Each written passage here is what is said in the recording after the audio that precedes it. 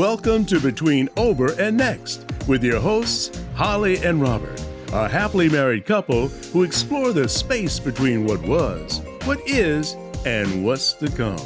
From career changes to navigating life's uncertainties, this dynamic duo will empower you to live your happiest life at every age and stage.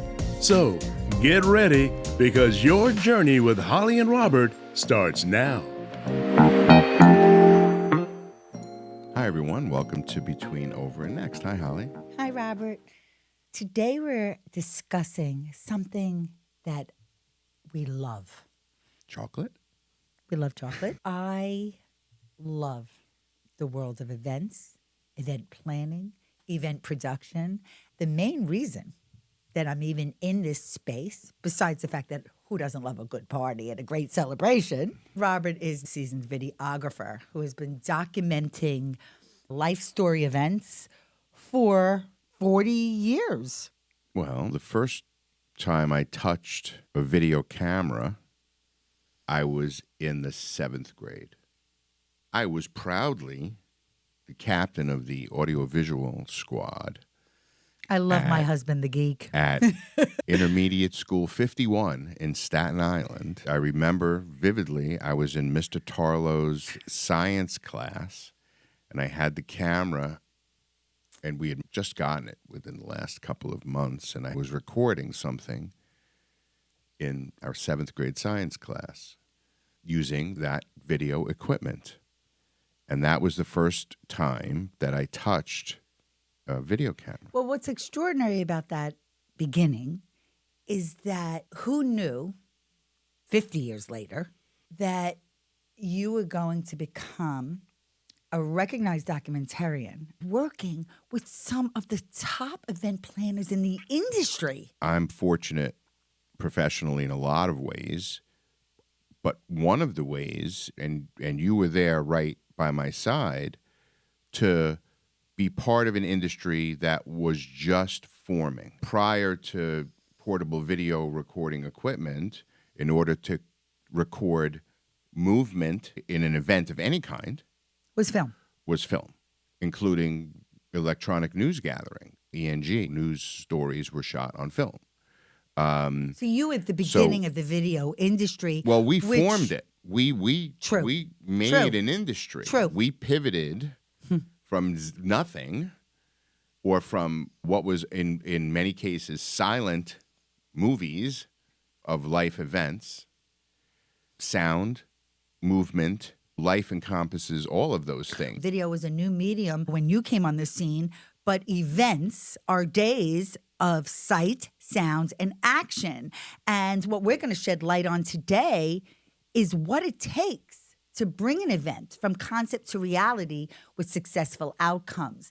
So whether you're a professional planner or event organizer, if you are a parent or an engaged couple planning a wedding or a special event, and actually anyone that loves events. And even if you don't love events, this is for you, because regardless of who you are on the planet, at some point during one's life, you plan events. We've really seen a wide variety of events. We work with a variety of people. And importantly, I want you to know, we are event producers. We produced Wedding Podcast Network. Then we did produce the 21st Century Bride kind of pop-up at-home event. And we have produced many other events for clients of ours. We have worked with one-to-one. We've worked with one-to-many. When I met you in Bayonne, New Jersey, and I was living in New York, you were custom video productions that became absolute video when I came on the scene. Right. What were those events like that you were documenting? I created a videography business from nothing because my parents had purchased one of the first camcorders that were available. And it was a Canon camcorder, and it was an 8mm video. And as soon as they purchased it, I made it my own. So I was in my 20s at that point. I never pursued video and photography professionally through college. I was a psychology major. I don't know why. At the time, I was working for Bankers Trust Company, the financial field. And because I had this camera and learning how to use it, I approached a photographer who had a studio in Bayonne, Verga Studios, Eddie Verga. And I pitched him on the fact that he was a photographer doing events, but he wasn't offering video services. So I proposed to him that I be his video guy and that he would be able to book weddings that included both photography and videography. So at that point, I created this business for myself, and then he started to hire me. I was working at Bankers Trust Company Monday to Friday, and I was shooting and editing weddings on the weekend.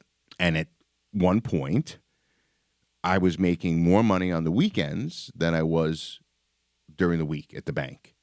So I was in a perfect position to pivot, and it was my first major pivot in life and in business.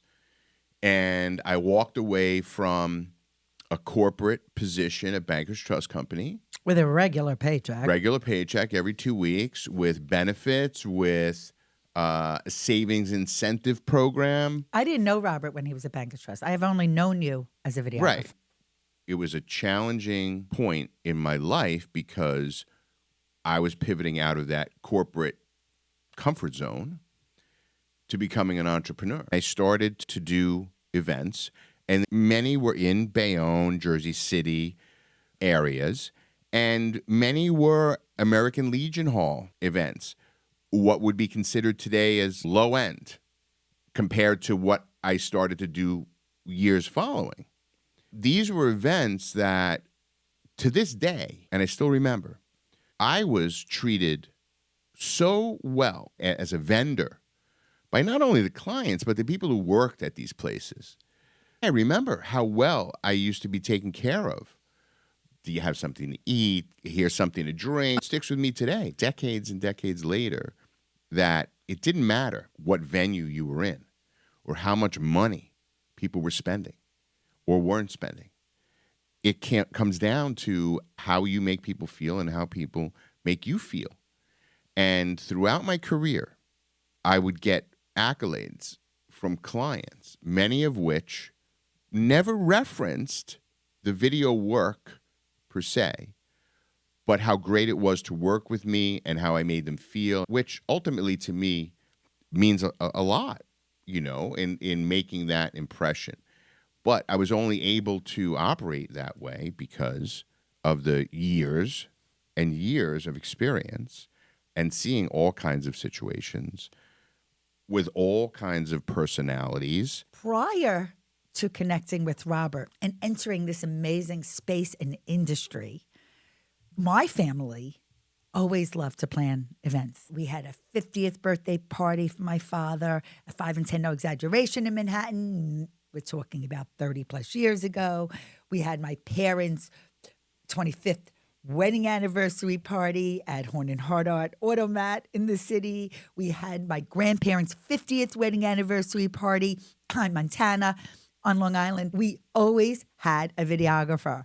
And anything we've had together, once I started working with you when I came home from our honeymoon, everything we did had that touch of excellence. We are going to provide today this behind-the-scenes look with valuable insights to help you plan and produce successful and memorable events. And it all starts with the vision. When you're starting an event, what are the first steps in defining the vision? Because it certainly is going to evolve throughout the planning.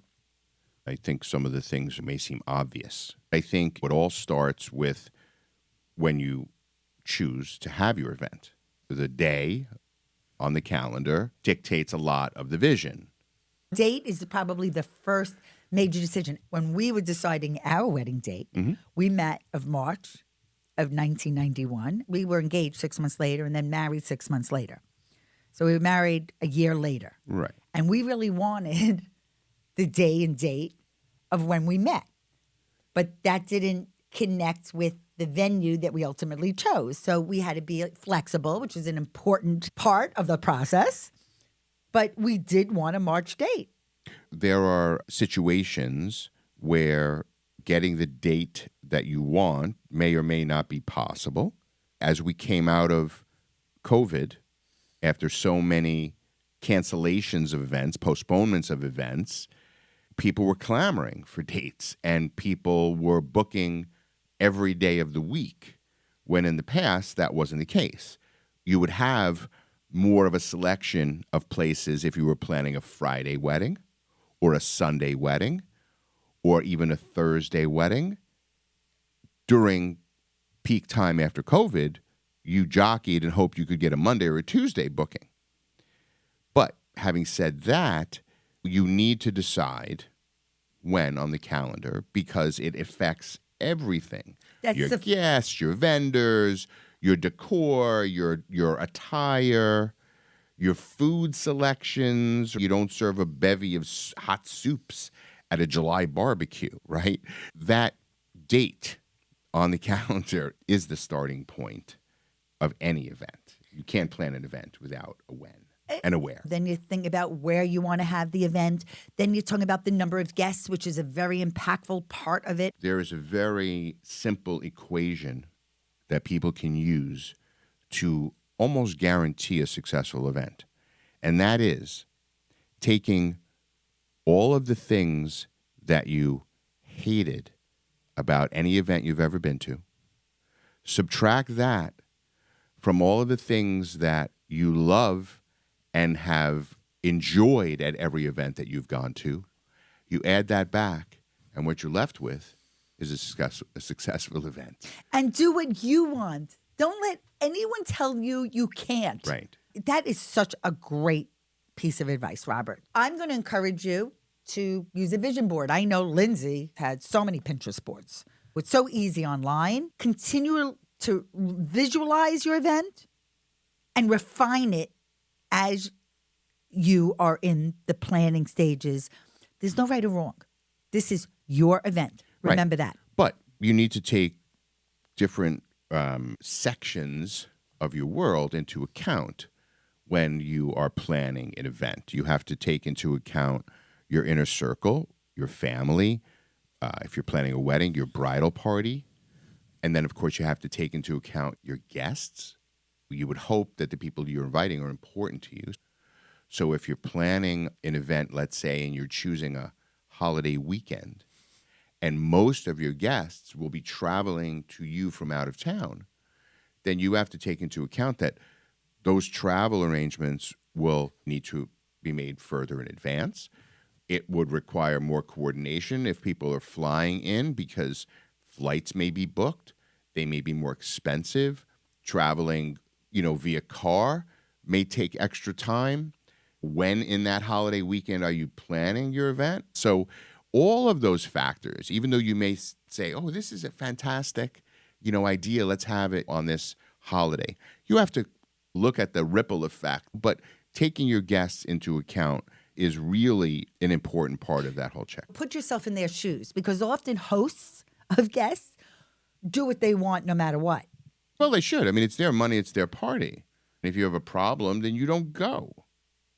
The thing I always shared with my clients is that people will react to how you're reacting as a host. So if the hosts are out of sorts and upset about something or having issues, and not smiling, well, that affects all of the guests because people get a vibe and know when something's up and all of that. So as a host, if you're going to let all of the small things that may happen that are unplanned, and there will be. And they always say, don't sweat the small stuff. If the shade of pink on that flower is just not quite right, nobody will know unless you're making a big deal out of it. So don't make a big deal out of it. I've seen bridezillas that you couldn't even imagine how their handling things for just the littlest problem. And then I've seen brides that have been challenged with hurricanes at an outdoor wedding where she was just so, it didn't matter. Her gown at the bottom where what was covered in mud. Because she decided she's didn't not going to matter. let that get in the way. Weather is a big factor for a lot of people. You can't control weather. You have to set priorities. You have to decide what matters most to you. You have to be realistic, which lots of people don't even realize how much things cost, Robert. Who pays for what? That has to be discussed and communicated. It has to be clear. Yes, and there is really only one way to completely control the budget, and that is very simply controlling your guest list. Your guest list dictates the budget, because when you go to a venue to book catering, right, and they tell you this is $100 per person, now you're going to add in your tax and gratuity. So now you're adding another 30% to that. Then you've got extra tables. So now you're going to have extra centerpieces and more food and everything else involved, more bar, more favors. Everything is controlled by the number of guests that you have. So controlling your guest list will help you control your budget. And that's the biggest number, because then there are other things that you could decide to have or not have, or to be more thoughtful about that expenditure, whether it be about decor and flowers. That is personal and preferential. Then you have the print collateral, the invitations. Then you have other options. You might want a photo booth. That's an add-on. You have entertainment, music. That's a big expense. Are you having a DJ or a band? What do you want? How much are you going to budget for that? Look at the whole scope of the budget and manage it. There are pre-parties, there are post-parties. Your priorities are your priorities, and people should not tell you what your priorities should be. But just remember one thing. Ultimate experience that you're creating for your guests and for yourself is not dependent on anything, because nobody cares about the things. People care about who's together. And any event that you're going to have, from a simple birthday gathering of people to the most elaborate of events, weddings, anniversaries, all of those are singular moments. You will never have all of those people back in that space together again. Period. End of story. It's a singular moment. So to me, and again, it comes from who I am, to make sure that you preserve that in whatever way you can, because so much of what we spend on an event is a rental and is something at the end of the event that may get thrown away. So that's my cue to plug the importance of having a videographer at your wedding, because it wasn't on the list for very long. And I understand that I am married to and I sleep with a videographer. But I will tell you, documenting the times of your lives matter. These are your special moments. Your photos and your video is the most precious investment. Because a skilled documentarian will help you preserve all of those things that are gone.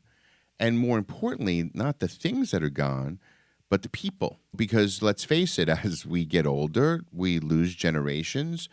And the only way that we can preserve that for the future is through documenting it. Now, listen, as much as people may say that people are always taking pictures and video with their phones, to me, it's a blessing with some limitations.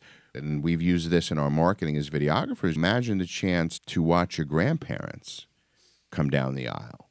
For our grandchildren, they'll have that. Robert's advice is wise, and we highly encourage you to have photo and video at your wedding. If you don't ask, the answer is always no. Once you've chosen your venue, once you're ready to sign a contract, you can discuss all of those details and ask, can you throw in that ice cream sundae bar? Can you reduce the minimum number of guests? You may get a no, but you also might get a yes. But when you are choosing your venue, the factors that you should consider is the location. Some people have a destination wedding, and that may work for that family.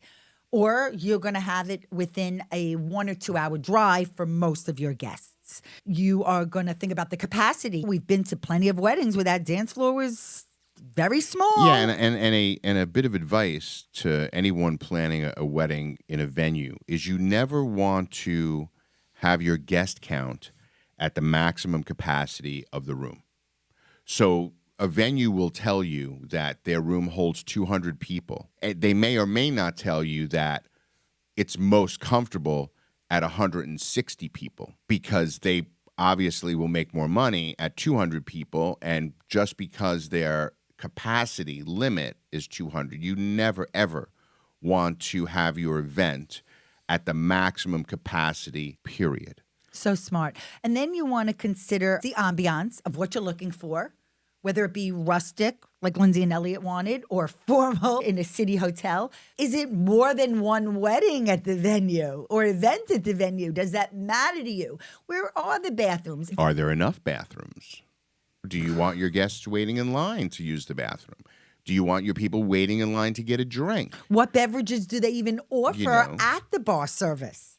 Right. If there's an open bar. How many bartenders will there be? Will it be enough to serve my guests? All of those questions may or may not be asked because if you don't have the experience or you don't have someone with you to remind you to ask those questions, is there a coat check?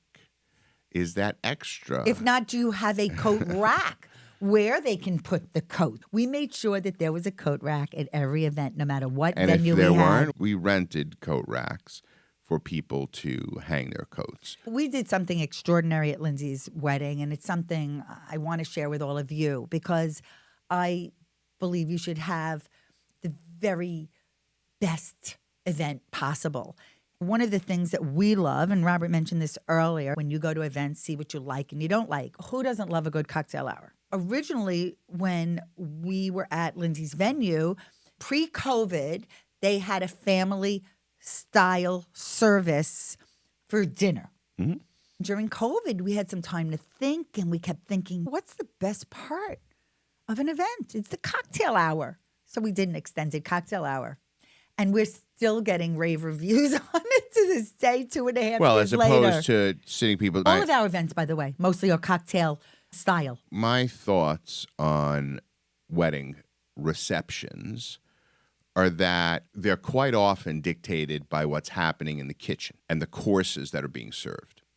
And I have been to countless weddings where great dance floor activity and revelry has been punctuated and stopped because the salad is now being served. And we'd like you to go sit down and eat your salad. That is not what you do. You read a room. But if you've got 200 guests and a kitchen that is worried about getting their courses out, then the action's going to stop. So through the years, we learned that, and we knew that when we were going to plan that it wasn't going to be like that.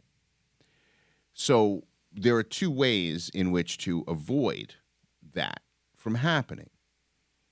And one of them is the way we did it, because we had all of our food up front during a long cocktail hour. 90 minutes. And then upstairs in the reception for Lindsay and Elliot, it was more just snack foods and dancing. And then dessert. So you don't necessarily have to do that. And the way you would achieve not interrupting the flow of the party itself is to have your wedding reception more like restaurant service, where each course is served in succession and you get the eating out of the way. And then you spend the rest of the evening partying and having a good time.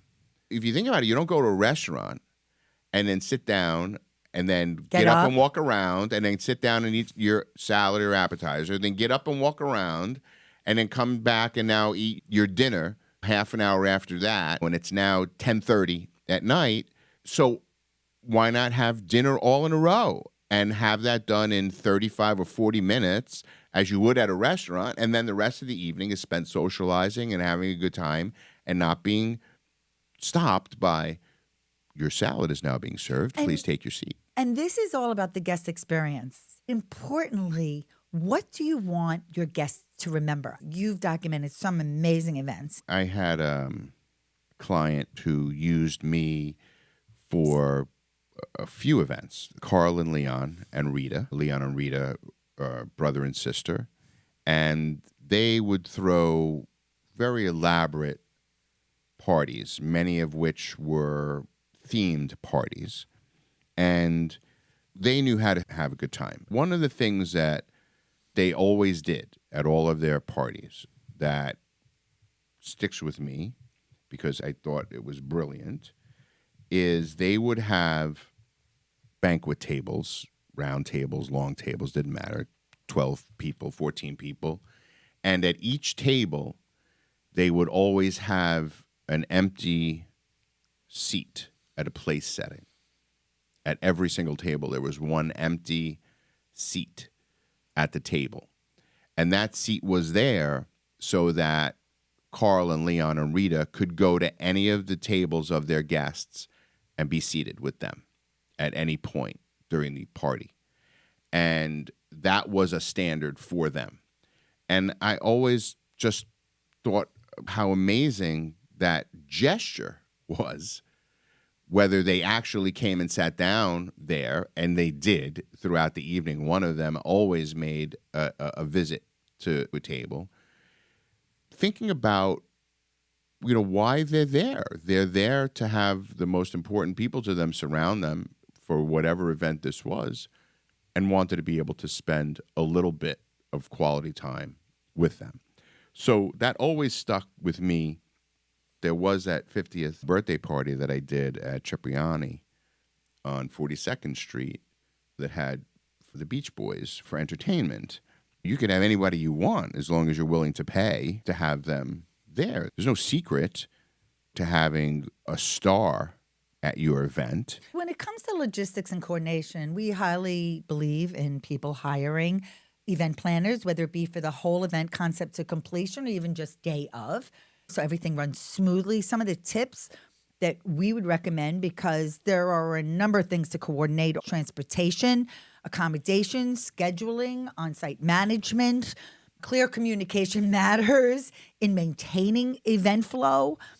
Always have a backup plan, creating a detailed timeline and itinerary, and share it with all the stakeholders. You have gotten pages from your event producers, really minute by minute, of what's going on, what to expect, manage expectations, and also to regularly check in with your vendors to ensure they're aligned with your vision and your timing.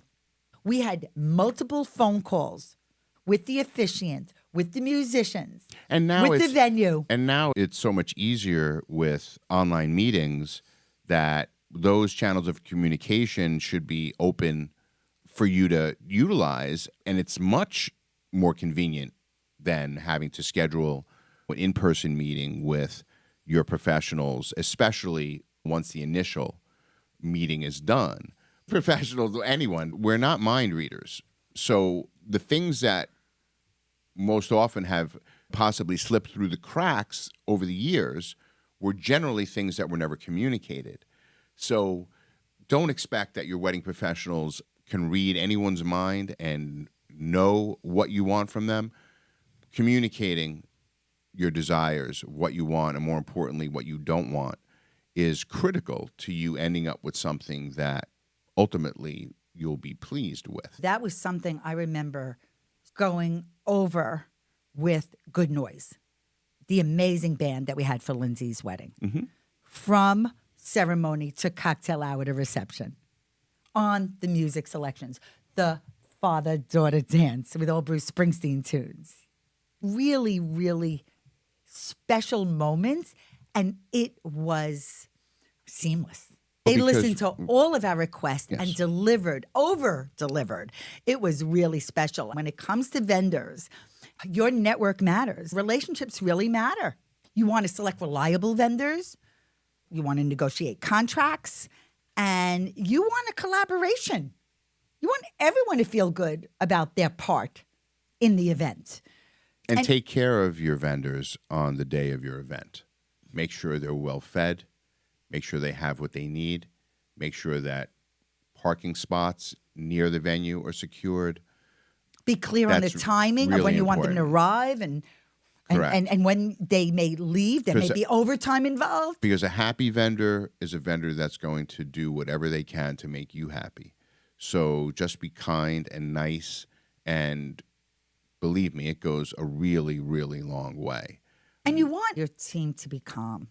I remember the brother of a bride one time telling me, we were at the bride's house as they were getting ready. There was the usual chaos that's happening as people are getting ready and people moving in and out. And I was just there doing my thing, capturing what's going on. And he said to me, how can you be so calm with what's going on? And I said, how would you feel if I was in a panic as well? He says, you're right. If you have the right professionals around you, they're going to offer you a sense of calm when things are going what you may think is a little bit off the rails, but it's just kind of normal. If you have the right people around you, and it goes back to what I said earlier about how people react to not only what you're doing, but how you've made them feel during the experience, is really what you want to have surrounding you on that day. So if you are a professional or just someone who likes to plan lots of events, it's really important to have a post-event evaluation. You need to gather feedback, analyze the outcomes, and you always need to identify areas for improvement. Most of the time, hosts don't have the presence of mind to look around the room and to see what's going on and the vibe. They're in the midst of it, right? But as a guest, you can kind of scope the room and see people having a good time or not. And that doesn't mean that you've got to be up dancing. Not everyone, loves to dance. But you can tell when people are engaged with one another and having a good time. And I think that is completely dictated by the hosts in the room, how they're acting and interacting. If they're smiling, if they're having a good time, that's going to rub off on the guests, and the guests will join in your good time. If you're pouting because something's not going as planned, well, guess what? People are going to pick up on that vibe. You can't hide that. You want to be around. People shouldn't be saying, where's the bride and groom? Where's the bride and groom? It's the little things that I, as an observer, a paid observer all these years, and then not only being there on the day of an event, but spending countless hours in post-production, poring over the footage from the event and piecing that together to tell the story to someone who wasn't there. Imitation is the best form of flattery. We've been inspired by themes of events that you've been to. When you documented that 100th birthday party in the Hamptons, you made note to self, Robert. You said, I really like this idea. And I think you were in your 30s at the time. It was something I put away because I knew that it was just such a great concept. And there was a pink and blue theme. Right. It was a 100th birthday party because Right. two people, husband and wife, were turning 50 Each. each. So anyways, we did that. We had a 100th birthday We party. have to credit Preston Bailey for that idea because he was the event planner on that party out in the Hamptons. You've worked with so many beautiful event producers, and you've been a valued part of their team. There's always new trends and innovations happening in the world of events. Emerging trends right now are virtual events, and we're going to share our free PDF with 11 tips to engage your audience virtually. Sustainability has become something that's really important, and experiential elements. People love to be part of something. So we encourage you to incorporate fresh ideas into your planning of events. Overall, we highly recommend that you personalize your events, create an unforgettable experience for your guests. Attention to detail, the small touches can make a big difference. And always, and we say this in so many of our episodes, be flexible and adaptable. There are lots of decisions to make when you're planning an event. We hope that our experience, our expertise can help you plan.